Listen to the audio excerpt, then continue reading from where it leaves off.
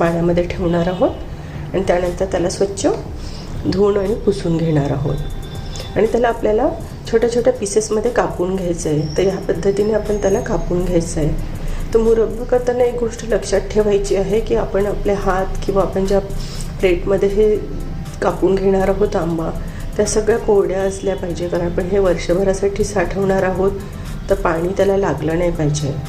म्हणून अशा पद्धतीने आता आपण आंबा कापून घेणार आहोत आणि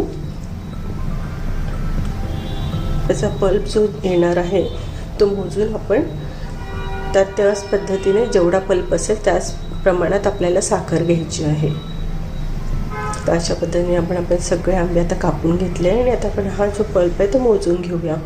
इथं 2 मोठ्या वाट्या आपला हा पल्प झालेला आहे, तर त्याच वाटींनी आपल्याला साखर पण घ्यायची आहे। तर आपण